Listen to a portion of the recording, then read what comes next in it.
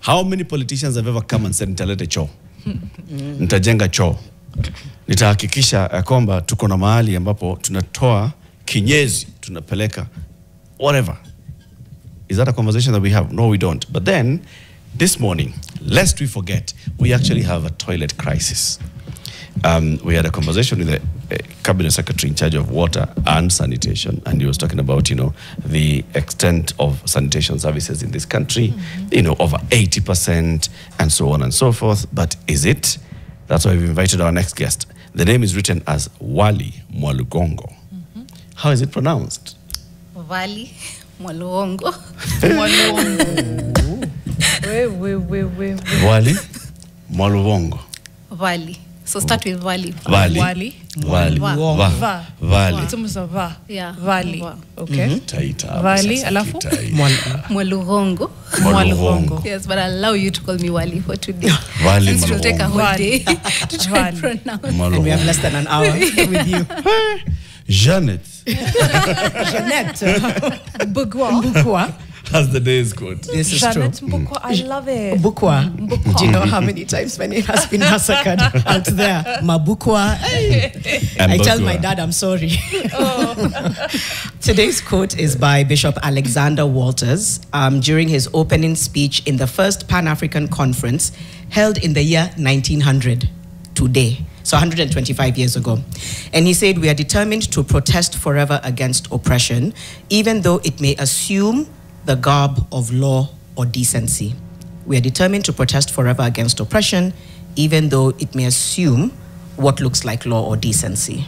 What do you make of that? Yeah, so I love the question that Eric has posed. Who comes to us? And I say who? Politicians telling us that they will build a toilet, right? Yeah. How many of them have come saying they will build a toilet? And so for me, what I take from that is sanitation is dignity. So without sanitation, you don't have dignity. Your economic productivity is affected, your health is affected, and even your mental well-being is actually affected. Sanitation is part, without sanitation, it's actually part of oppression. Yes, it's powerful. it is. Yeah. Because think about all of us right now. When you woke up this morning, what's the first thing you did? You went to the toilet, right? Would you believe for 3.6 billion people globally, that's a luxury? They're not able to access sanitation and toilets, so to speak, or even safely manage sanitation. That's globally. That's globally.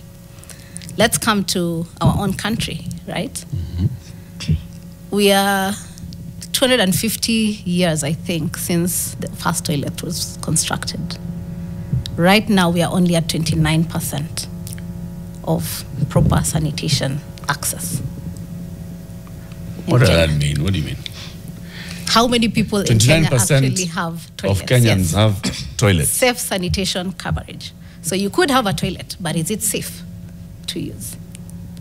Safe means you can't fall inside. You cannot fall inside. The infrastructure is good. You're not going to use it and pick up illnesses or diseases from it. Your waste that you generate is going to not go back to the same environment that you live in, because that will still come back to affect you. And only 29% of us in this country are able to actually 250 years ago, the first toilet was Yes. built. 29%.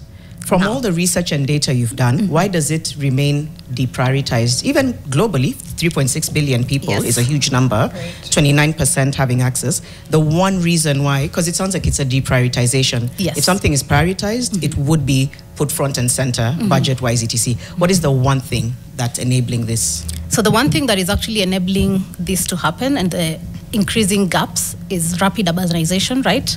Most of the people are moving from rural areas, coming to urban areas to actually find jobs, right? To increase the economic productivity. While doing that, we are not planning for that increase in the urban population, right? What then that leads to is most people moving into urban informal settlements, because then there's a rise in population. These areas will be densely populated. Our own budgetary allocations are not going to help us to actually move with the same rapidness or the same increase in terms of percentage of people to development, right? The infrastructure will not be able to be increased to fit these people. And so if already you're not able to increase access, for example, to roads, to housing, sanitation will definitely be the lowest priority. And we've seen that over and over in many countries. It's not only in Kenya that sanitation just takes a small component of even the larger wash budgets that are allocated by governments, right? And mostly it's because we also don't think through what it takes to improve that sanitation situation, right? We will say, yes, we are budgeting for water, and we put in billions of shillings for water, but who thinks about, okay, this person has water, which toilet are they going to use, and where is the waste going? And needs to go out the other. Yes, exactly. And so that's the biggest gap, right?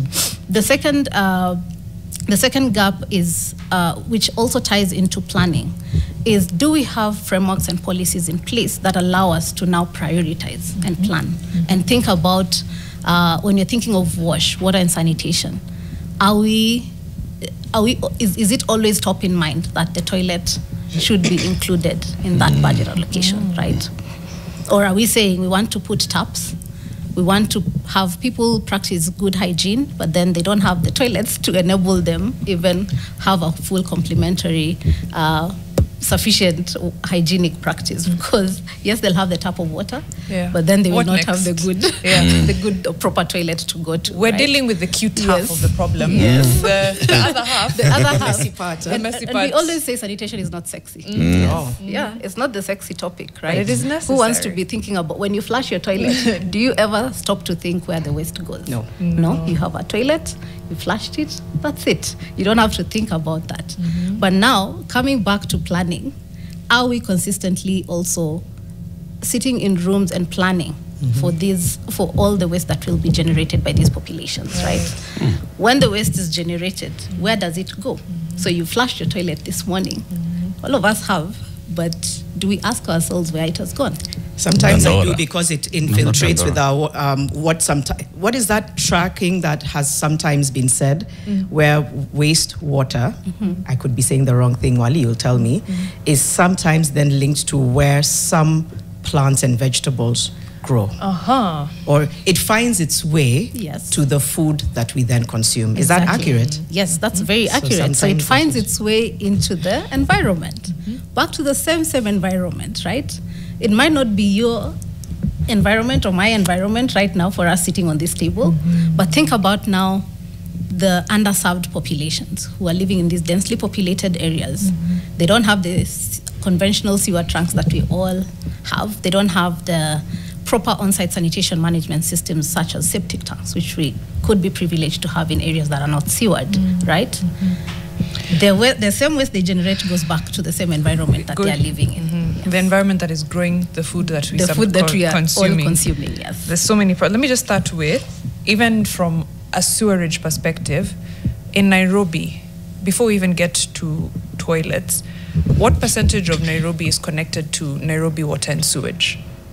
So the recent WASREB 2025 report that was launched 3 weeks ago at the Kenya Water and Sanitation Conference says only 15% coverage in Nairobi. So that means that's the conventional sewer, right? That means 75% of the population in Nairobi is not connected to a sewer and is dependent on non-conventional systems. Right. Non-conventional now. Yes.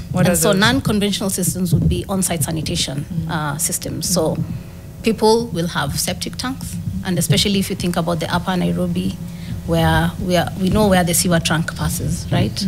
All the way from Dagoretti down to Ruai, where the treatment plant is, yes?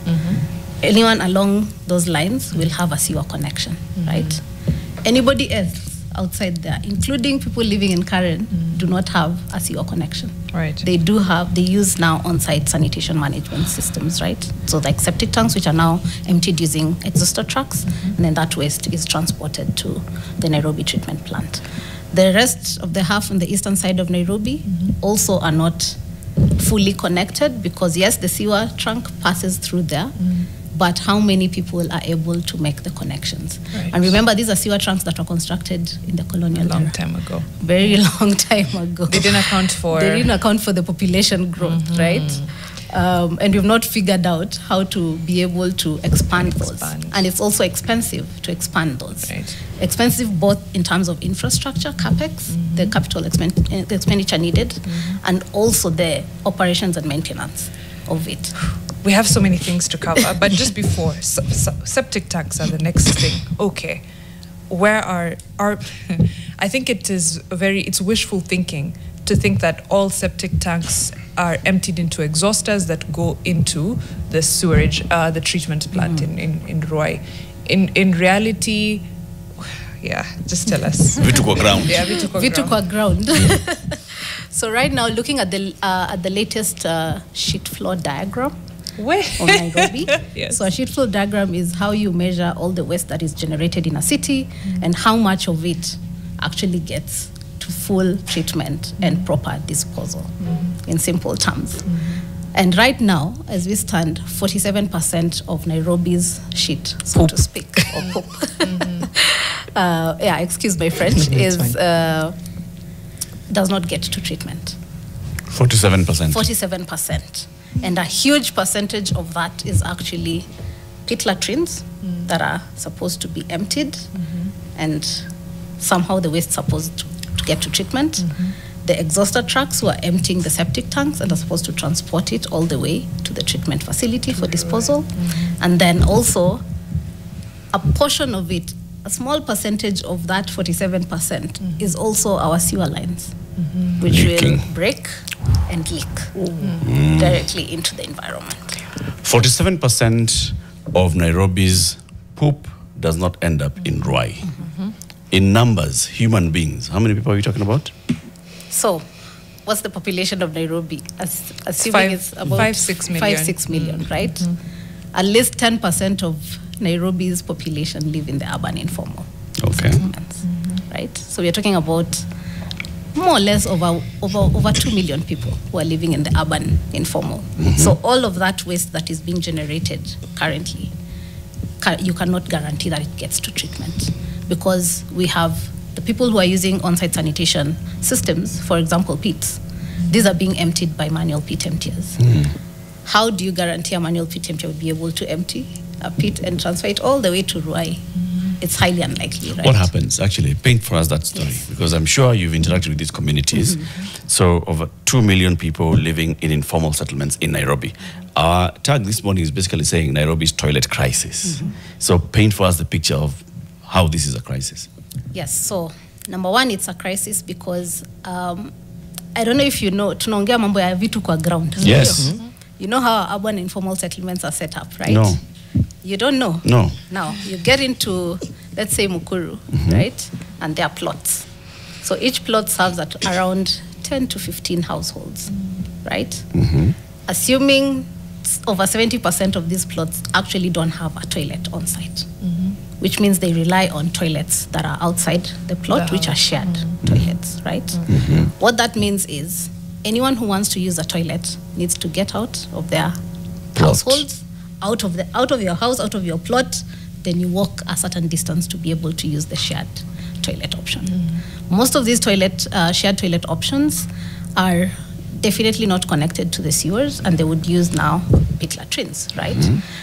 Given the number of people using them, they do fill up very easily, right? Yeah. Based on numbers and also based on the topography in our of these urban informal areas, right? The water table is very high. Okay. Now, for the person running that toilet, they will need to be emptying it. To be exhausting. Right? Or exhausting it to some extent. Now, the first challenge is they want to exhaust. They have the money because people are paying per use. But can the exhauster truck reach them? Because they are thin roads, Right. unreachable, right? The exhauster truck cannot actually get there to Okay. Apoko, Now, people are what- paying per use, just even before you go on, how much per use? at least 5 to 10 shillings per use, per person per use. So Every time you want to pee or poo, you need to have 5 money. 5 or 10. Yes, you need to have money in your pocket to pay for that toilet, correct? Go on. So the toilet landlord is loaded. They are liquid with cash. They are liquid with and cash, they're liquid yes. with poop. Yes. That needs to be exhausted Yes. here. And they cannot bring a truck. No. So now? Where does the poop go? Huh? Yes. So now where does the poop go? Yeah. Uh-huh. So there's a lucrative business also, a thriving business that has of sanitation workers, right? Who have actually decided that their job is to empty these pit latrines, right? Yeah. But do they have the capacity to empty them and transport that waste to Ruai or to Kariobangi, the Nairobi water treatment plant? Of course not, because think about the distance. Yeah. How are they emptying these latrines? It's usually buckets and what they call ambulances. So an ambulance is basically a barrel on wheels. So think about mkokoteni, but now with a container With on a top drum. of it. Yes, with a drum on top of it, and then that 200-liter drum is what would pull the waste outside that plot or outside that shared community toilet. Wali, wait. So this entrepreneur is contracted to come and empty the toilet. Empty the toilet, yes. Comes with buckets. They scoop the poop. They pour onto the big drum, which is on a mkokoteni. Oh, I can see that far.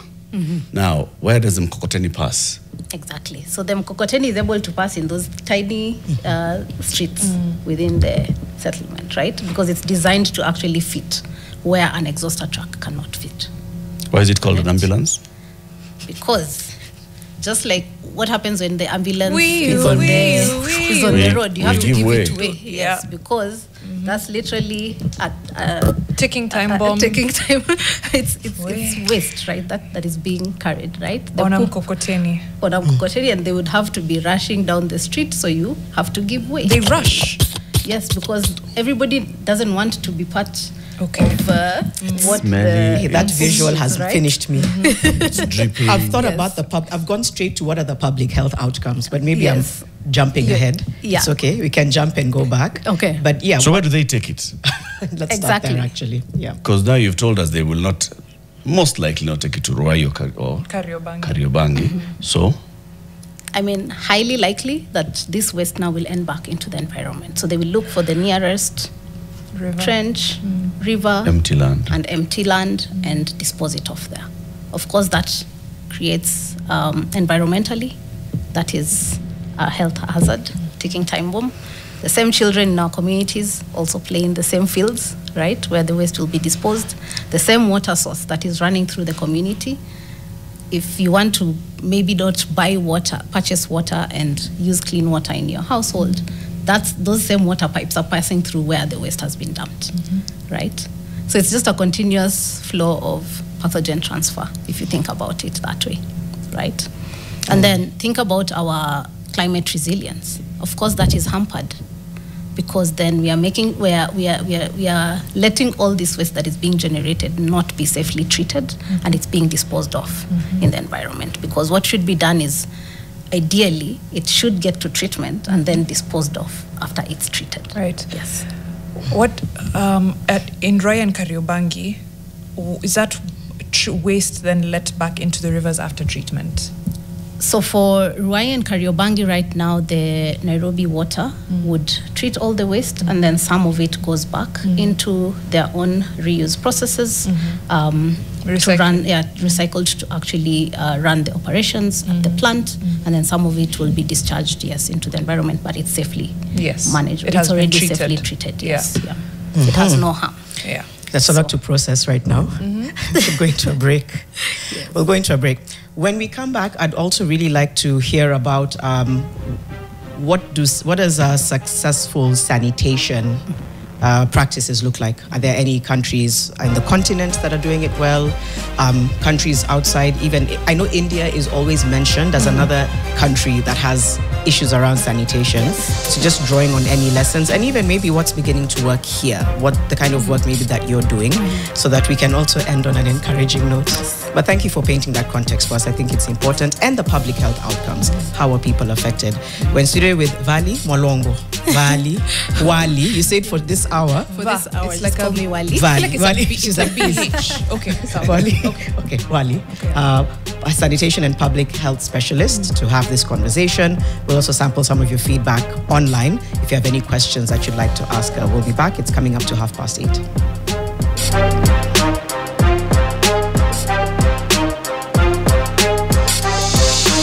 Okay.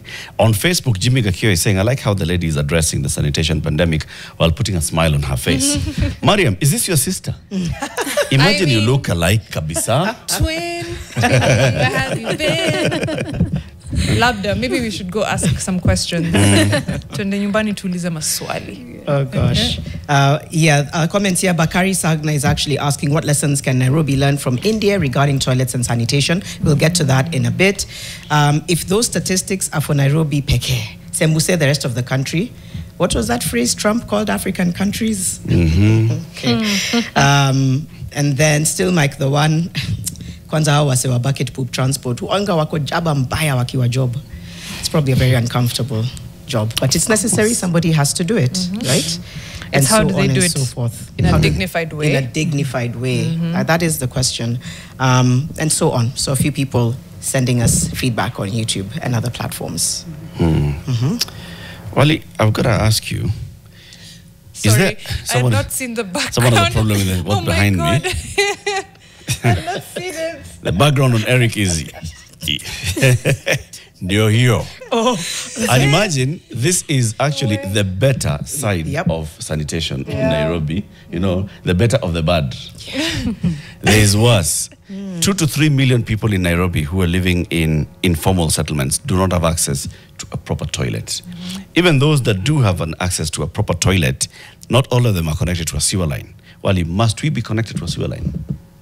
No. Okay. And I say no because we have seen that is the goal, right? That is where we all should get to, because connection to sewer lines would mean that the waste is generated will get to safe treatment, correct? Which should be the ideal situation. But right now, looking even at our budgets, we already, just what we began with, the Treasury did not collect enough, right? So how much are we even going to allocate to sanitation? And if we allocate that much to sanitation, how do we prioritize sewer lines? So sewers are conventional systems, which should be the ideal, but we have a long way to go to get everybody connected to sewer lines, right? Right now, what we should be thinking about is more innovative ways of making sure that people have access to proper sanitation, dignified sanitation, which is toilets, and then ensuring that waste is safely managed. Now, we are seeing a lot of private sector players also coming in, and governments adopting to unconventional ways of provision of sanitation. Very recently, the ministry also changed its goals. We've just said we are 250 years after the development of the first toilet, right? We are only 5 years shy of Vision 2030. Are we going to do it in 5 years if we say we want to connect everybody to a sewer line? Likely not, because sewers are expensive, number one. Number two, even the operation and maintenance cost is high, right? The utility is already struggling with that.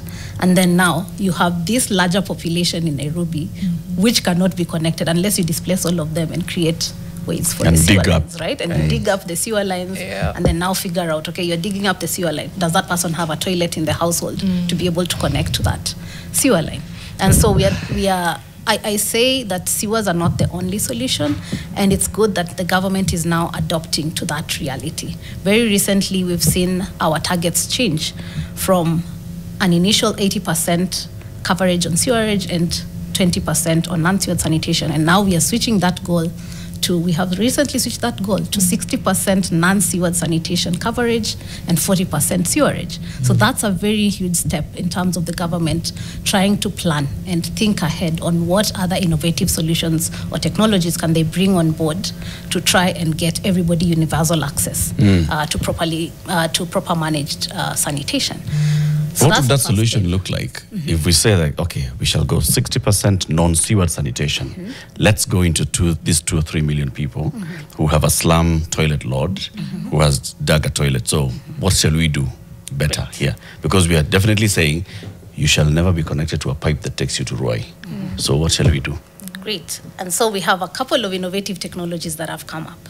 And we are even seeing government pilot some of these. So one, there's something called simplified sewers, right? A simplified sewer system is a small sewer pipe that is connected directly to a household, right?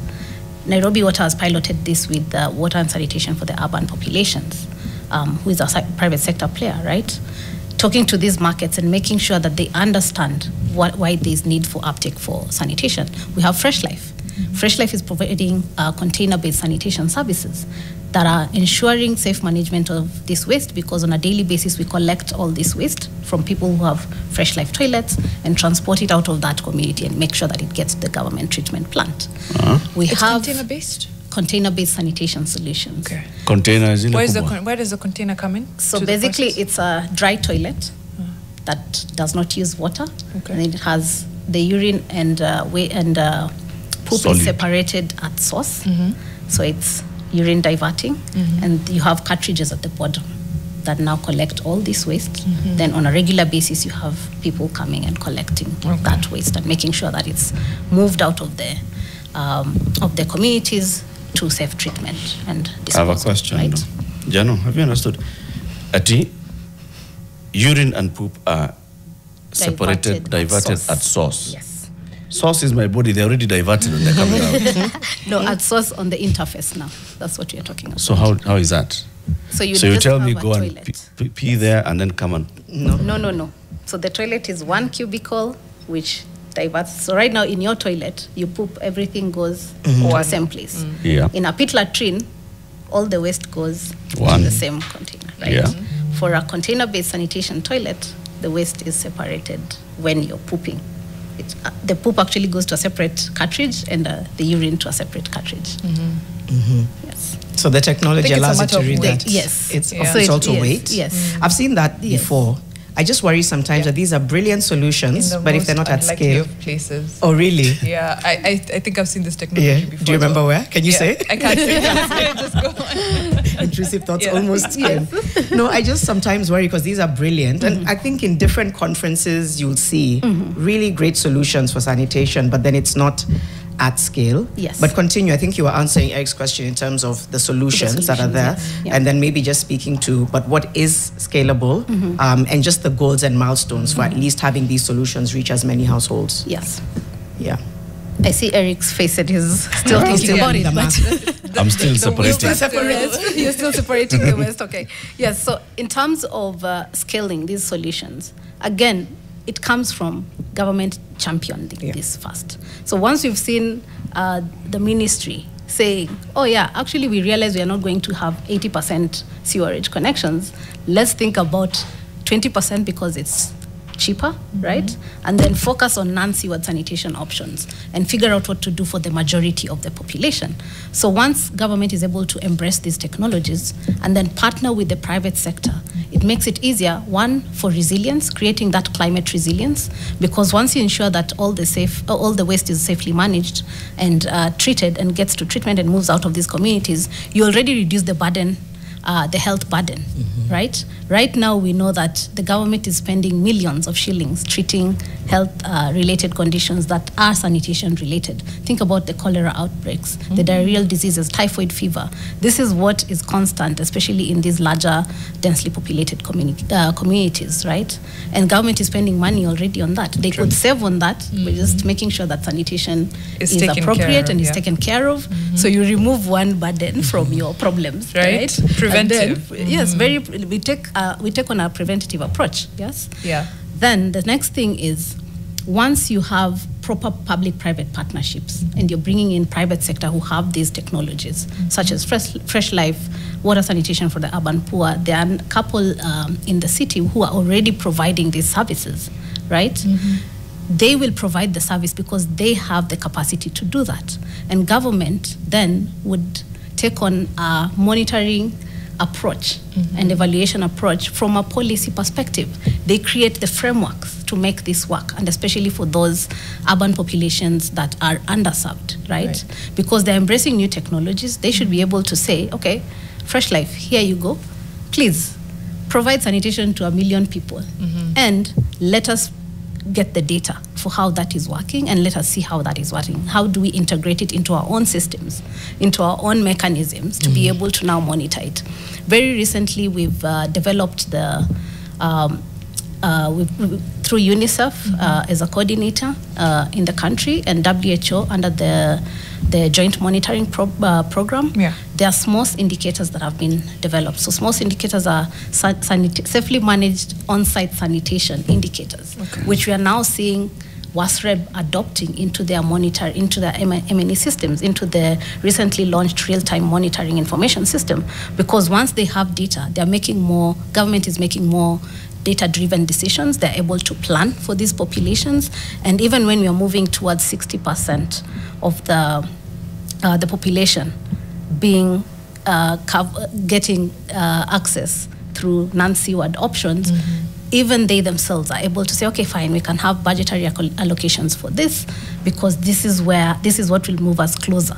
This is what will move the needle and move us closer to what we want to achieve in 2030. Data informed. Yes, data informed decisions. We'll get back to that in just a little bit, and I think the solutions are great, and we'll look at the more positives.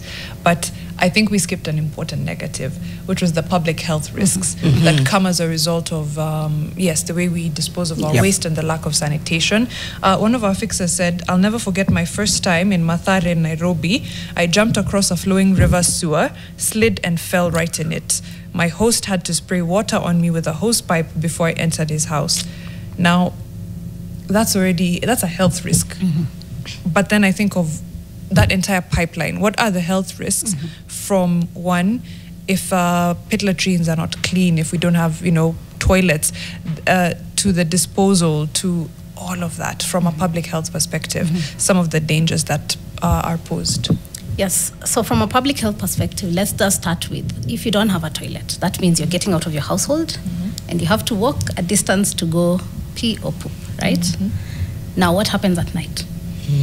Safety issues. Right now, we are saying none of us is safe anywhere, right? Now, imagine in our urban informal settlements, you have to walk out at night to be able to access that toilet. So, of course, there are a lot of safety concerns that also lead to a lot of violence, and especially for women and girls, this is more rampant, even though it could happen to anybody, right? So that's the first part. So on top of me thinking through whether I have 5 shillings to access a toilet, I also have to think about, even if I have my 5 bob, can I go access it at any time of day, right? That leads to also a shift in how their normal life. So they will decide to not drink water at night, right? Most people living in these underserved populations will decide, I'll not drink at night and I'll not eat more than enough at night, so that I don't have the urge to go to poop, because it's already a risk that I'm thinking about. Now, coming to the health impacts directly, you go to the same shared toilets. These toilets are not managed safely. There's not access to water, and if the water points are there, the same waste that is being generated is closer to the water points, and so there's a lot of contamination and pathogen transfer happening. Secondly, is we're talking about emptying the toilets, and even with pour flush toilets, we already have some pour flush toilets where people will do their business and then just move the water and it goes into the river, right? But are they kept clean? What's a power flush toilet? A power flush toilet is basically an Asian toilet bowl, but the toilet does not actually connect to a sewer line.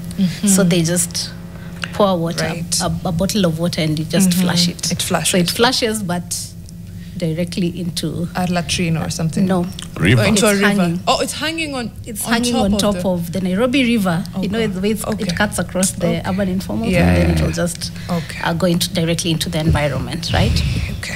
Because these are not connected to sewers. So what happens then? Look at women and children again. They're using the same shared toilet options.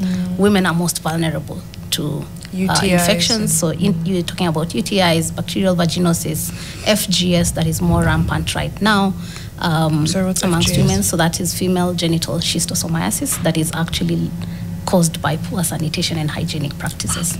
So this same woman who cannot access a toilet also cannot access hygienic water, because the water pipes pass through the same environment where the waste has been disposed of, right? Then you have the children playing right there. We are seeing a rise in diarrheal diseases. They're spending more money which reduces the economic productivity, because for days that they lose being sick, they have to still spend their little money seeking healthcare just because they are sanitation related illnesses, just because of the health impacts that this is causing them. The fourth one would be thinking about now menstrual health hygiene. Yeah. It becomes very difficult, and especially for school-going girls, right? Right now, on average, a girl loses 4 days of school. If you think of period poverty, especially in the urban and underserved communities, and that's about 39 school days throughout a year, because even when they can't access menstrual health hygiene products, they go to school and they can't access a proper toilet to actually do their business. Or once they do the business, they are not accessing clean water to wash their hands and hygienically just live within the school compound. So it's very many public health concerns. It's so many factors. And factors that almost go into overwhelming. Sanitation. And I believe that having proper sanitation first for communities, for any communities, is the biggest win for both environmental resilience. Already they're living in harsh conditions, right? Those just have that environmental resilience. Once their health is good, they increase productivity. Everything else follows. Yes, everything else follows after that. School-going kids will go to school without any interruption, right? Diarrheal And diseases. Mingi. Yes. Let me throw in the not my forest, not my monkey question. For those that have access to toilets, they're in Nairobi, there's some people in these parts of the city who are doing all those things that you've talked about. How does it impact me? How does the things that is happening there in a place that don't go to on a daily basis anyway, how does it affect me? Impact you on your throne behind there. Yeah. Yeah. The throne is this one. Well, we are talking about the economic productivity as a country. So if you have 2 to 3 million people whose economic productivity is constantly deprived just because of not accessing a toilet, that also impacts you.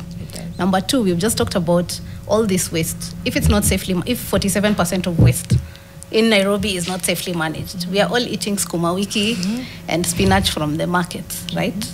Are you sure where that skuma wiki and spinach is coming from? Yeah. Some of it is actually raised along the Nairobi River and brought to the market, and we are all eating it. Correct? Yeah. So it is impacting you in one way or the other. And as a country, I think we need to just make sure that we are coming together and collaboratively thinking about these solutions, because it's not a matter of how is it, it's not impacting me, so it's not my monkey, not my business, right? Tomorrow, it will be somebody from your family who will be coming and saying, oh yeah, I got cholera because I live in Mukuru or Kibera or any Madare, right? And that will be a direct impact to you, correct? So just think about it. If we all start thinking about it as not, it is our monkey, it is our business, and we need to be the ones championing it, right? The other part is also thinking about how we can all collaboratively capacity build government to be able to do this, right? How do you create those youth champions, the women-led initiatives in the community, in these same communities, the community-based organizations? We have talked about the manual pit emptiers who empty pit latrines. Right now, Fresh Life has dignified this work because we've worked with these manual pit emptiers and formalized that business. They understand the need for them to not empty pit latrines and dispose of the waste in the environment. We've developed transfer stations for them. We are working very closely with the utility Nairobi Water to make sure that all this waste that is being generated can actually get to the treatment plant. So empowering those communities also to take an initiative. Janet, you spoke about what can we learn from other countries. We've seen how far India has come, right? All the way from open defecation, the largest country with open defecation, almost getting to open defecation free over the years because of the Swachh Bharat intervention, right? And this was through community-led total sanitation initiatives, where the community also takes up their own, they're empowered to be able to take up their own initiative in terms of sanitation and hygiene practices. How did they do that? What did that look like? So initially what that looked like is development partners coming in and saying, we want to solve this crisis, but we just don't want to give the money and not have it be sustainable. Yeah. So think about a sustainable way of doing it, right? So you empower the communities, let them take ownership of provision of their own sanitation, bring in private sector actors, embrace newer technologies that would allow everybody to access a toilet and safely manage that waste, and then advocate for safe hygienic practices continuously. There's so much to cover. I think we'll have to have a part 2 of this conversation for sure. But there's a very intelligent compliment. Hassan Kalfani says, the subject is inversely proportional to the speaker. The subject is inversely proportional to the speaker. Anasema subject iko hapa, speaker iko hapa. But then there's also a question of the issue of PWDs and informal settlements, the effects of this lack of sanitation. We've spoken at least on women. But yeah, this is not Shindigiri actually, David Mangera asking, I'm imagining persons with disabilities in informal settlements. How do they manage? That's a great question. And also an area that needs to be explored a little bit more, but we do have solutions that are available for people living with disabilities in informal settlements. I've just mentioned Fresh Life. Fresh Life has an array of products that are not designed, that are designed for specific needs. So we do have toilet shared options. We also have in-home toilets, particularly designed for women, children, and people living with disabilities, and also the elderly. So it's just about knowing and advocating for the solutions that are already there and can be championed within these communities, so that everybody has access to sanitation, right. Safely managed sanitation for that matter. Okay, you have our budget for water and sanitation. Are they separated as line items in the budget? They are. Do you have a state department for water and a separate state department for sanitation? No, we do have one ministry, that is the Ministry of Water, Sanitation, and Irrigation. What are the state departments? So the state departments is State Department of Water, State Department of Sanitation, and State Department of Irrigation. There we go. The budgets, they do have a full wash budget currently as it stands. But even when we know our wash budgets in totality, only 10% is allocated to sanitation specifically for that budget, right? Okay. And so while there has been actually minimal strides in this, we still see a gap in terms of financing specifically for sanitation. Of course, we want everybody to have access to water, because water is also a human right. And for the better part, you can't sanitation has been drunk the water. Yes. And so also, like, for the better part, sanitation has been left behind. But right now we are seeing a lot of change, even from the government level perspective, from the ministries themselves, from the county governments. Look at even utilities switching their names from sewerage companies to sanitation companies. That's a huge shift, because we are now acknowledging as a country that sanitation needs So it's not needs Nairobi, a place on the it's not table. Nairobi Water and Sewerage. It's not called So that? right now it's Nairobi Water and Sewerage Company. Okay. They are in the process of actually switching, incorporating the sanitation. We are seeing Kiwasco, for example, Kisumu Water and Sanitation Company right now, right? Because those are some of the small changes that we can make to make sure that sanitation has a place at the table. Sanitation has a bigger budget, or slightly bigger budget, or incremental budgets are being allocated over the years. The Cabinet Secretary and the Principal Secretaries for Water in that ministry, Water, Sanitation and Irrigation, have sat there and they've talked about this new plan that they have, which is looking at how much do we need to expand access to water countrywide. And PPP is the way to go. Is there a conversation around PPPs for sanitation, provision of sanitation services? Yes, so the conversations are there. We coming from a private sector perspective, we are engaging government and trying to develop that mechanism. Is there, you know, this other one, there's actually a document where they've talked about we need this much, they've even costed it. And they've said strategically then, we cannot raise this, so we shall attract investors to come and put in money. And is there such a document that talks about toilets? So right now, other than the National Water and Sanitation Investment Plan, it is documented there, and it actually includes the non-sewer sanitation options. So it has a focus on container-based sanitation and also fecal sludge management, which is the waste that is coming from pit latrines, the non-sewered options. So there is such a document. The mechanisms and the framework to actually execute it is what is in the making. Okay. So it is still requiring a lot of conversations and collaborations to figure out how to make that work.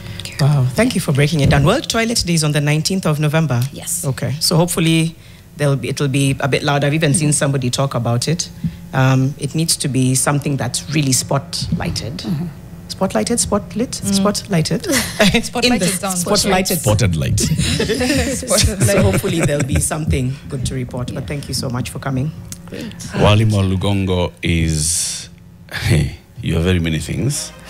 An expert on sanitation, an expert on public health, and she's been telling us the story of Nairobi. We are saying that there's a toilet crisis in Nairobi. Now you've understood exactly what we meant. Lest we forget, it's not just Nairobi, it's across the country. Lest we forget, provision of sanitation is a constitutional right under Article 43. So sanitation is equals dignity. Sanitation is a right. Having a toilet is a right. Our next conversation is still going to be about rights, especially on health matters, with Dr. Stella Bosire. Keep it here for that. It's coming up to 9 a.m.